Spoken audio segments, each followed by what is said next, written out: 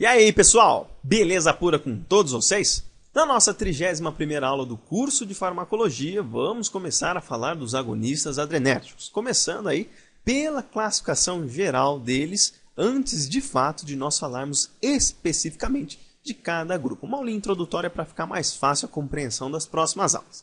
Então, especificamente aqui, eu vou falar um pouquinho dos agonistas adrenérgicos, a função geral deles no nosso organismo, e vou mostrar qual é a classificação deles com base na ação dos fármacos. Beleza, pessoal? Bom, então a gente começa aqui mostrando essa figura que a gente já viu aí na aula anterior, fazendo um triado geral da sinalização adrenérgica. A gente viu que essa sinalização adrenérgica ela é mediada pela ação do sistema nervoso simpático. Então nós temos a origem de neurônios pré-ganglionares do sistema nervoso simpático na região tóraco-lombar, que vai se comunicar com gânglios autônomos, secretando acetilcolina, para estimular o receptor nicotínico dos neurônios pós-ganglionares. E aí, esses neurônios pós-ganglionares vão liberar noradrenalina aqui no tecido para promover os seus efeitos via os receptores adrenérgicos ou alfa ou beta. Quando a gente fala dos agonistas adrenérgicos, eles têm a função primordial de ter um efeito mimético nos receptores adrenérgicos ou um efeito mimético na sinalização da noradrenalina. O que seria um efeito mimético? Nada mais que seria um efeito de imitação. Sabe, pessoas que fazem mímica, imitam uns aos outros? Então, é um efeito de simples imitação da resposta noradrenérgica. E aí a gente vai conseguir saber disso a partir da classe dos fármacos agonistas adrenérgicos com base nas suas funções. Então a gente tem três grandes classificações destes fármacos agonistas adrenérgicos. Primeiro, nós temos os agonistas de ação direta, agonistas de ação indireta e temos os agonistas de ação mista. O que significa cada tipo desses agonistas? Vamos ver aí nos próximos slides, começando pelos agonistas de ação direta. Basicamente, são fármacos que possuem um efeito mimético, ou seja, um efeito semelhante ao efeito da noradrenalina sobre os receptores adrenérgicos. Então, o que a noradrenalina faz, estes fármacos também fazem, que é estimular os receptores adrenérgicos. Só que nós temos alguns tipos de fármacos agonistas de ação direta que têm uma ação seletiva sobre certos receptores adrenérgicos e temos os não seletivos que estimulam mais de um tipo, mais de uma isoforma dos receptores adrenérgicos. Então, olhando os seletivos, nós temos estes daí, alguns exemplos. Temos mais, mas esses são alguns exemplos, que é a fenilefrina, clonidina, dobutamina e terbutalina. Como eles são seletivos, eles vão estimular um receptor específico. Quais receptores estes fármacos vão estar estimulando? Bom, a fenilefrina ela tem uma ação agonista específica no receptor alfa-1. Os receptores alfa-2, beta-1, beta-2, beta-3 não são estimulados pela fenilefrina. A clonidina tem ação específica no receptor alfa-2. A dobutamina tem ação específica no receptor beta-1. A terbutalina tem ação específica no receptor beta-2.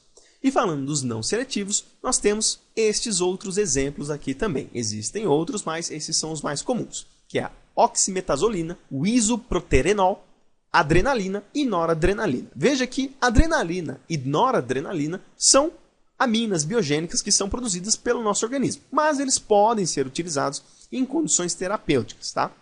Então, quando a gente fala da oximetazolina, nós falamos que este fármaco tem uma estimulação específica nos receptores alfa-1 e alfa-2, ou seja, não são seletivos aqueles fármacos que estimulam mais de um receptor adrenérgico, tá bom? Quando nós falamos do isoprotenerol, ele estimula especificamente os receptores beta-1, beta-2. A adrenalina vai estimular praticamente todos os receptores adrenérgicos, seja o alfa, seja o beta, alfa-1, alfa-2, beta-1, beta-2. E a noradrenalina vai ter um efeito nos receptores alfa-1, alfa-2 e beta-1. Beleza? A gente vai ver com mais detalhes nas próximas aulas, falando especificamente de agonistas de ação direta, quais são os efeitos primordiais causados por esses fármacos, tanto os seletivos como os não seletivos. Agora, falando dos agonistas de ação indireta, basicamente são fármacos que não possuem efeitos diretos dos receptores adrenérgicos, mas atuam na liberação e degradação da noradrenalina.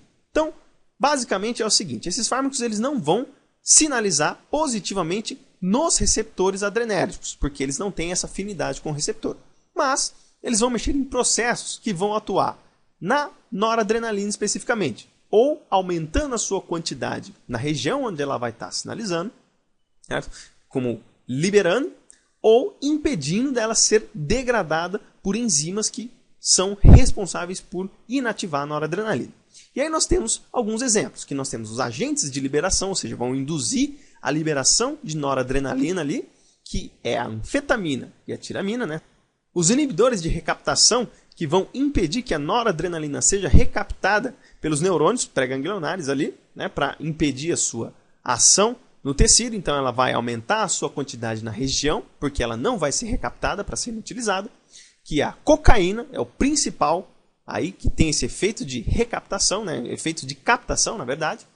Temos os inibidores da MAO, que a MAO é uma enzima que se chama monaminoxidase, ou seja, como a noradrenalina ela é uma amina biogênica, a MAO oxida o grupamento amina da noradrenalina e inativa este neurotransmissor. Então, se você bloqueia essa enzima que degrada a noradrenalina, teoricamente, os seus níveis irão aumentar. Nós temos um exemplo aí que é a seleginina. E temos também o inibidor da CONT, que também é uma enzima chamada de catecol-O-metiltransferase. Esse O significa orto, ou seja, nós temos a amina biogênica que tem o anel catecol. O anel catecol, por sua vez, se ele sofrer alguma modificação, né, por exemplo, transferindo um grupamento metil para esse anel, a noradrenalina perde o seu efeito biológico. Então, se você inibe a catecol-ortometiltransferase, você também faz com que a noradrenalina não seja inativada. Tá? E um exemplo disso é a entacapona, tá certo? E para terminar essa aula, falando dos agonistas de ação mista, basicamente são fármacos que possuem efeitos tanto diretos nos receptores adrenérgicos, como na liberação ou degradação da noradrenalina. E o exemplo clássico que nós temos de fármaco agonista de ação mista é a efedrina. Então, quais são os efeitos que a efedrina vai fazer? Então, ela vai ter um efeito direto na estimulação dos receptores alfa-1, alfa-2, beta-1 e beta-2, e o efeito indireto é com base na liberação da noradrenalina. Então, ela vai favorecer que mais noradrenalina seja liberada nos tecidos em questão aonde ela é liberada, e aí vai promover um efeito bem potente na sinalização adrenérgica, visto que a efedrina, de todos, ela tem um efeito extremamente elevado. Beleza, pessoal? Bom, então é isso aí. Essas foram as referências que eu utilizei para essa aula. Espero que vocês tenham gostado. Se você gostou, dá aquele joinha aí para ajudar na divulgação do vídeo. Participa, se inscreve aqui no nosso canal.